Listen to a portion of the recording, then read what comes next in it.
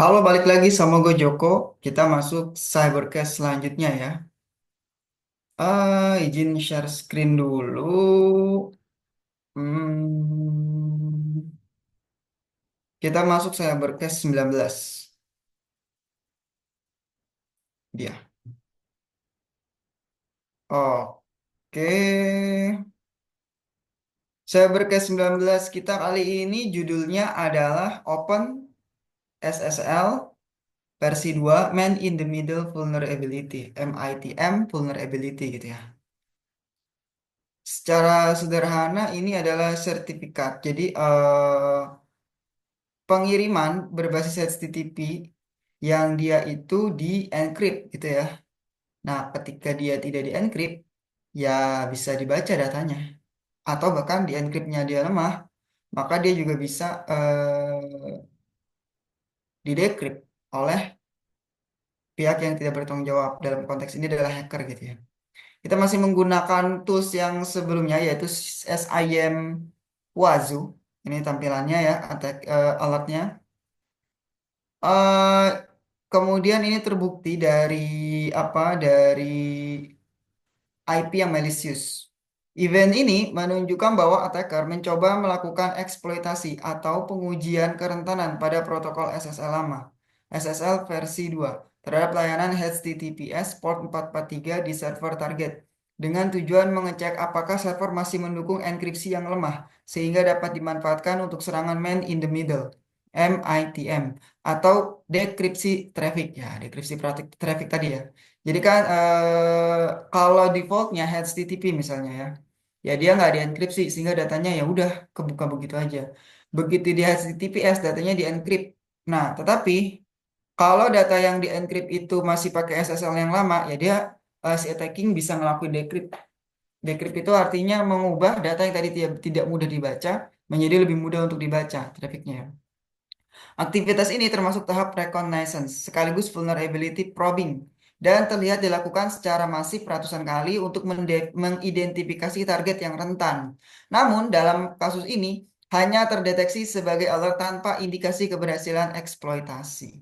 Oke. Catatannya gini, SSL versi 2, Secure Socket Layer versi 2 adalah protokol protokol kriptografi. Kalau kita sebut kriptografi, berarti dia udah melakukan enkripsi ya, awal yang digunakan untuk mengamankan komunikasi di internet, terutama antara web browser dan server. Dirilis pada awal 1996, 1990-an, SSL versi 2 bertujuan menyediakan enkripsi data, integritas dan autentikasi server, tetapi memiliki banyak kelemahan serius. Nah, enkripsi data ini kalau dalam CIA Triad, dia masuknya ke dalam sebenarnya ke dalam confidentiality ya. Jadi kerahasiaan. Artinya apa? eh Hanya orang yang bisa yang apa? Hanya orang yang valid saja yang bisa melihatnya. Artinya nggak setiap orang bisa melihatnya. Itu enkripsi pertama. Kemudian selain itu juga memang dilakukan SSL ini tujuannya adalah integrity. Integritinya gimana? Jadi ada konteks-konteks tertentu apa namanya antara suatu klien dengan server itu berkomunikasi. Misalnya si klien itu melakukan request ke server untuk kirim uang sebesar ini ke ATM ini. Nah, di MITM seorang itu bisa mengubah request itu dari yang sebelumnya tuh ke rekening A misalnya diubah ke rekening si attacker tadi. Sehingga uangnya itu terkirim bukan ke rekening yang diminta oleh si klien, tetapi itu masuknya justru ke uang si hacker tadi. Nah, ini dia yang berbahaya. Enkripsi data, integritas, dan autentikasi server. Tetapi memiliki banyak kelemahan serius, termasuk algoritma lemah. Nah, ini di versi 2 algoritmanya lemah. Kerentanan terhadap serangan man in the middle, dan tidak adanya perlindungan yang memadai terhadap modifikasi data. Karena risiko keamanannya yang tinggi. SSL versi 2 sudah dianggap usang dan tidak aman. Dan seluruh sistem modern sekarang menggunakan TLS, Transport Layer Security. Sebelumnya SSL, sekarang pakai Transport Layer Security. Ini menarik nih, apa perbedaannya SSL dan TLS? Nah, itu menarik juga sebenarnya. Nah, kemudian TLS versi terbaru itu ada versi 1.2 atau versi 1.3. Nanti ada sepertinya udah pernah dibahas ya di Cybercast sebelumnya ya. Terkait dengan TLS versi 1.3 ini, menarik ya. Dia ini ada obstacle, sedikit obstacle. Karena dia punya enkripsi yang kuat, jadi nggak bisa, jadi agak sulit nih SIM mendeteksi mendeteksi karena tadi datanya terenkrip cukup kuat. Nah, ini dia. Maka diperlukan semacam tools ya. Ada salah satu toolsnya itu ada extra hoop. Nah, extra hoop ini dia punya fitur namanya adalah reveal X. Nah, reveal X ini bisa ngelakuin decrypt dari data yang menggunakan protokol TLS 1.3 ini. Oke, kita coba untuk melihat lebih detail sedikit ya mengenai SSL versi 2. Nah, ini dia.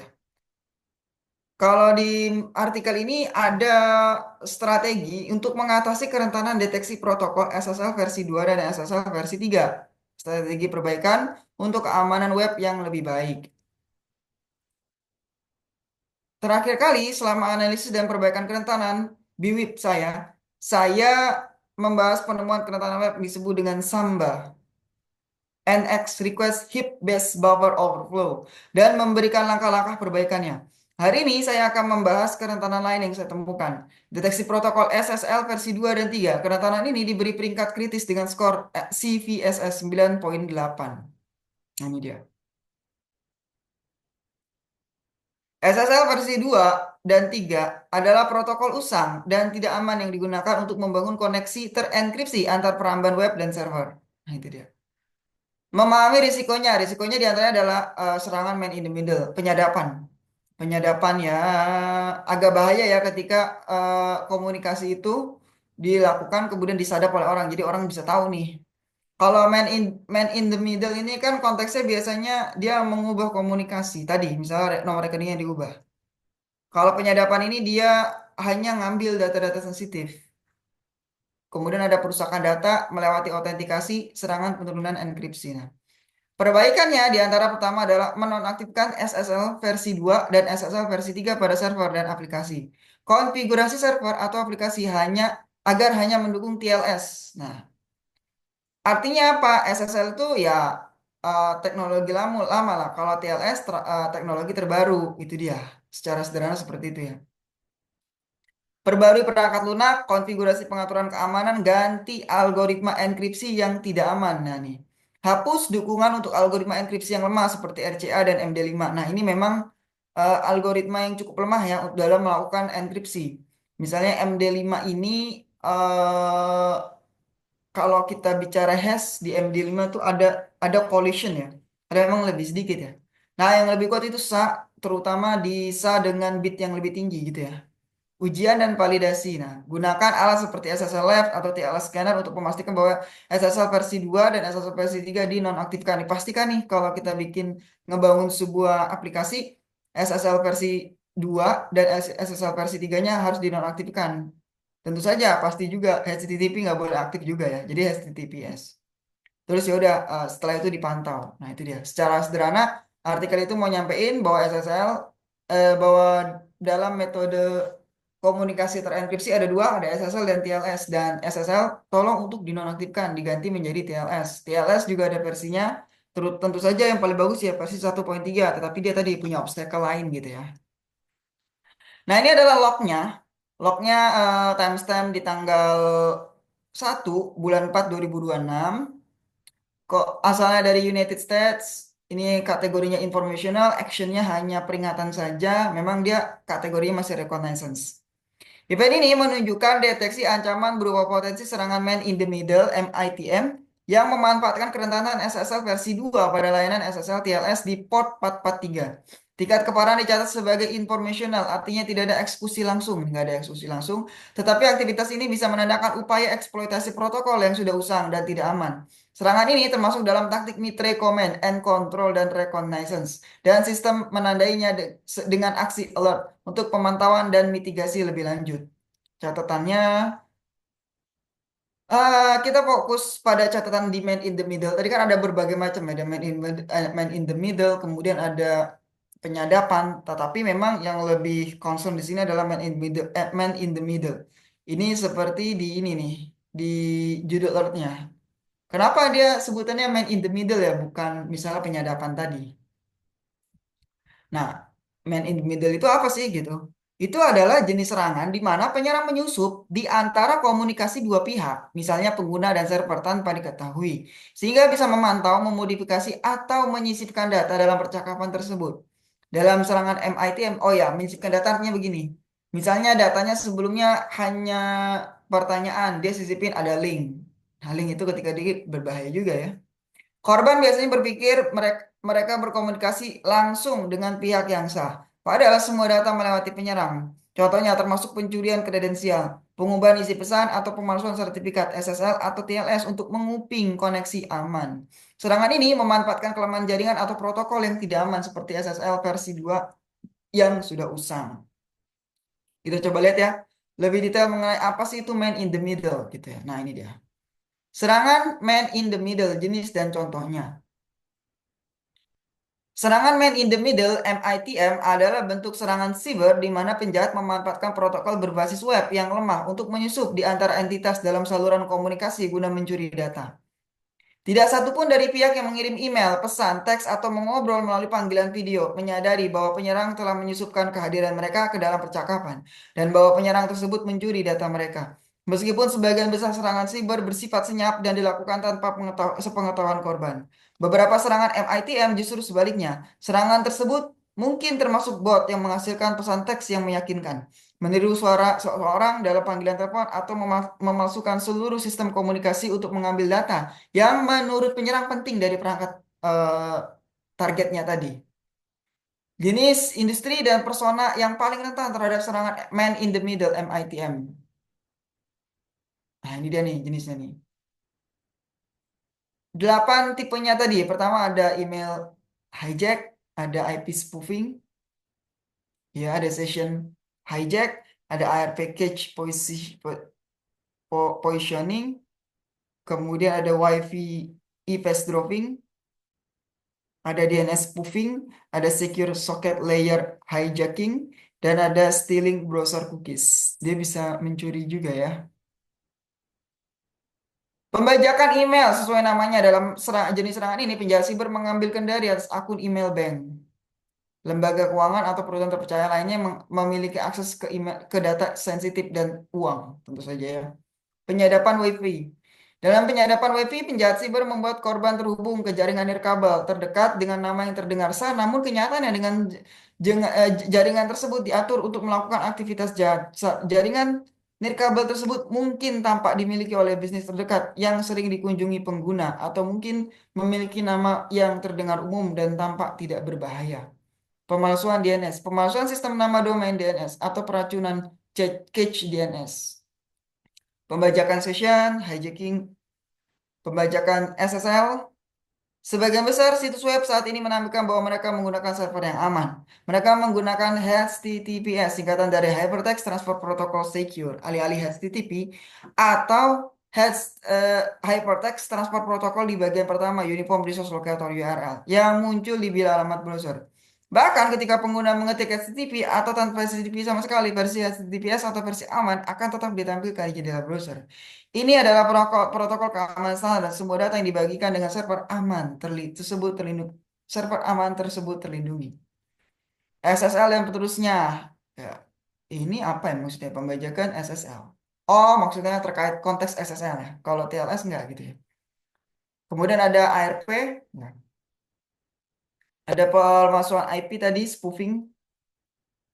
Jadi orang ini berdasarkan ngomong bahwa saya tuh dari IP ini, padahal sebenarnya dia bukan IP itu. Untuk apa? Untuk mengelabui firewall ya, bahwa dia tuh berasal dari IP yang legitimate, secara sederhana gitu. Itu adalah MITM. Jadi bisa ngelakuin 8 jenis tadi. Nah, gue coba untuk ngecek ya, apakah server yang tadi diserang ini bisa memiliki TLS yang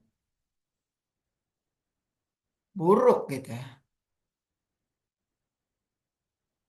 atau justru tidak gitu ya. Nah, kalau kita lihat misalnya ya, gambar tersebut ini menunjukkan percobaan penggunaan PowerShell untuk membuat koneksi SSL atau TLS. Ya, ini ya, SSL atau TLS ke server dengan IP pada port 443. Berikut penjelasan langkah demi langkahnya tuh gini. Baris pertama membuat objek TCP klien yang terhubung ke IP. Ini berhasil tanpa pesan error. Baris kedua membuat objek SSL stream yang membungkus koneksi TCP tadi untuk melakukan komunikasi SSL atau TLS. Argumen false berarti tidak ada callback untuk validasi sertifikat tersedia. Baris ketiga mencoba melakukan autentikasi SSL atau TLS sebagai klien ke server menggunakan metode authentication as client. Di sini terjadi error dengan pesan the remote certificate is invalid according to the validation procedure. Artinya sertifikat SSL server tidak valid dan tidak dipercaya oleh sistem sehingga proses handshake SSL gagal. Nah ini. Kita mencoba untuk ngelakuin handshake dengan SSL palsu gitu ya. Dan ternyata gagal, nggak valid. Baris terakhirnya ini. SSL stream SSL protokol. Mencoba mengecek protokol SSL atau TLS yang digunakan pada objek SSL stream. Tapi karena autentikasi gagal, nilai ini mungkin tidak valid atau kosong. Singkatnya gini, percobaan koneksi SSL gagal karena sertifikat SSL server dianggap tidak valid oleh PowerShell. Sehingga proses TLS NSX tidak selesai dengan sukses. Ini biasa terjadi saat sertifikat server sudah kadaluarsa, tidak dikeluarkan oleh otoritas terpercaya atau ada masalah lain terkait validasi sertifikat.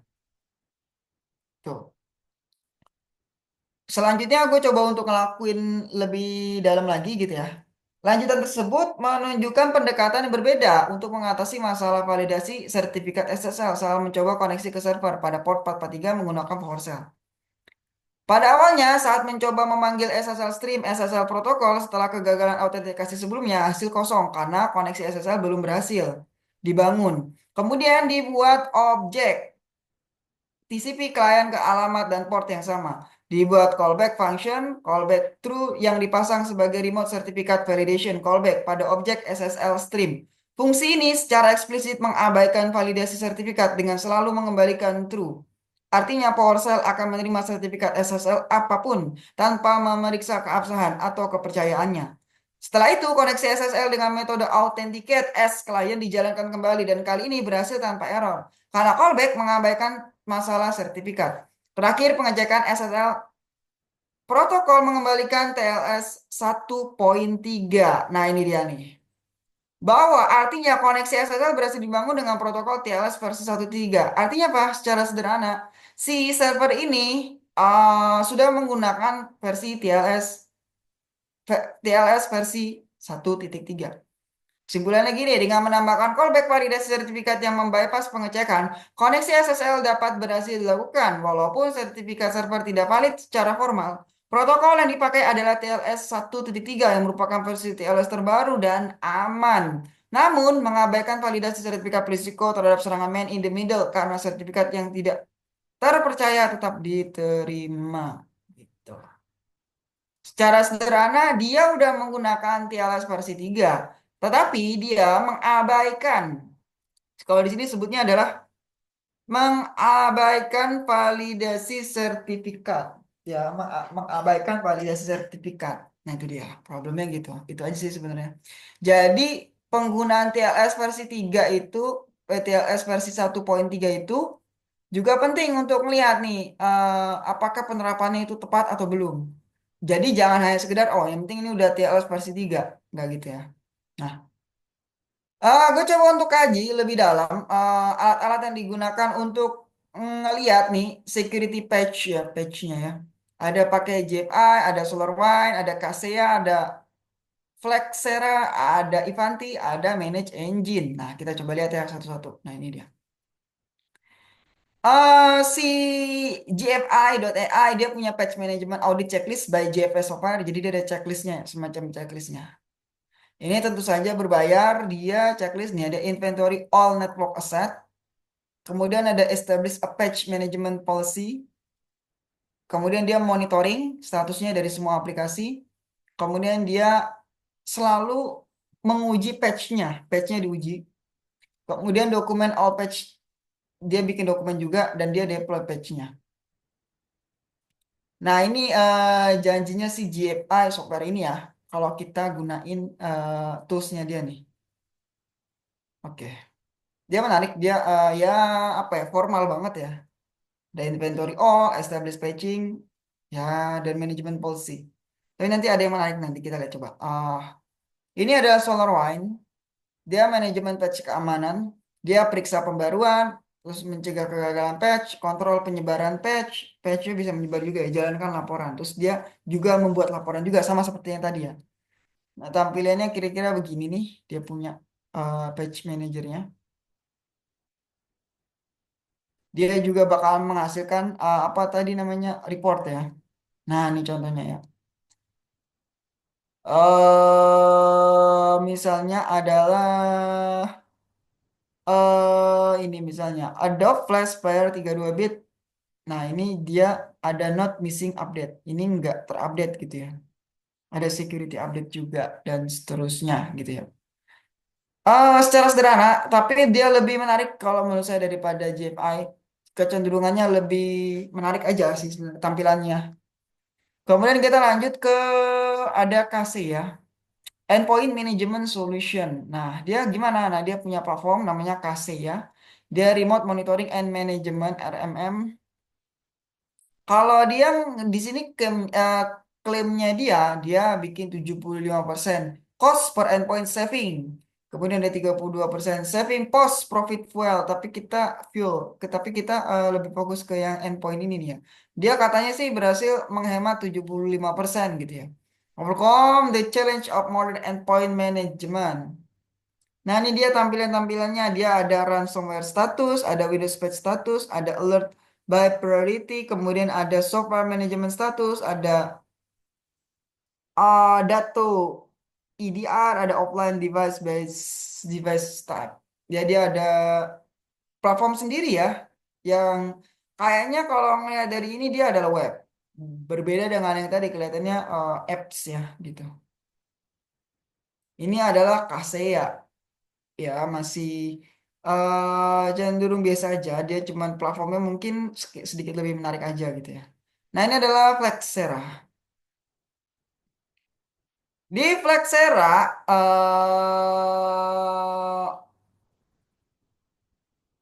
masih mirip-mirip juga sih, masih mirip-mirip juga. Dia menggunakan intelijen yang dapat diandalkan intelijennya, kemudian ada modul patch-nya, kemudian ada prioritas penabalan secara efektif. Belum ada yang sangat bagus, tetapi kalau dari kita ngeliat gini, apa namanya, biasa ya, dia kayaknya nggak menghasilkan dokumen ya, nggak kayak yang sebelumnya, gitu ya. Dia hanya ya tadi ya manajemen patch yang ada lakukan penilaian prioritas dan perbaikan kerentanan, dapatkan visibilitas atau proses manajemen kerentanan perangkat lunak, tetapkan proses yang solid dan dapat diulang sehingga pengungkapan kerentanan besar berikutnya menjadi hal yang biasa. Pahami dan prioritaskan patch, kirim patch dengan cepat, berikan respon yang lebih cepat dengan opsi otomatisasi gitu ya. Nah, yang menarik itu sebenarnya adalah ini yang selanjutnya, yaitu adalah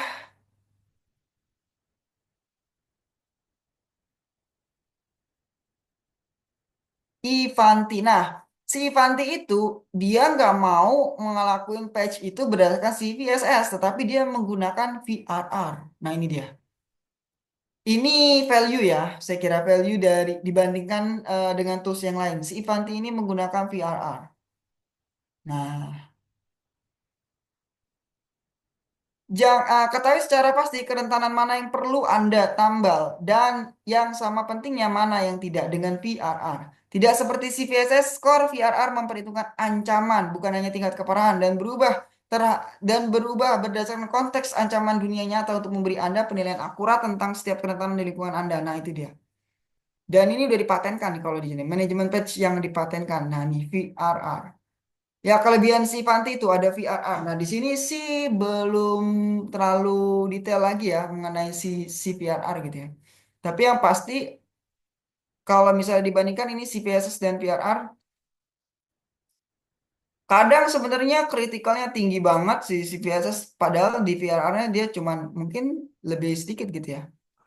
Begitu juga ini, nah ada yang menarik gitu ya. Nah, ya VRR tadi itu dia punya keunggulan.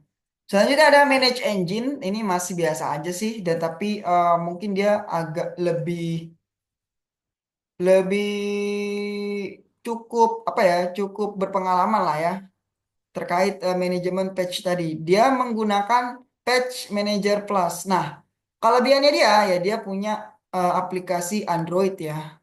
Nah, itu. Nah, itu adalah berbagai manajemen patch dalam konteks aplikasi gitu ya. Itu dia cybercase ke-19 kita, yaitu OpenSSL, Man in the Middle Vulnerability. Secara sederhana tadi, jangan gunakan SSL versi 1, versi 2, atau apapun itu. Berpindahlah kepada TLS. Kalau bisa masuk ke versi TLS versi 1.3.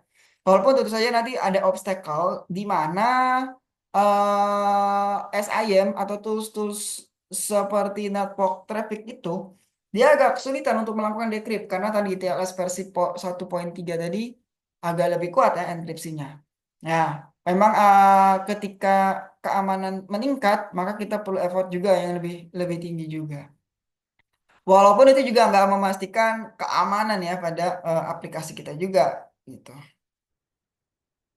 Pendapat gua cukup sampai di sini saya berkes 19. Kalau ada salah pembicaraan boleh banget di komen di bawah. Kemudian kita diskusi bareng, kita sama-sama belajar. Bangun cyber untuk Indonesia gitu ya.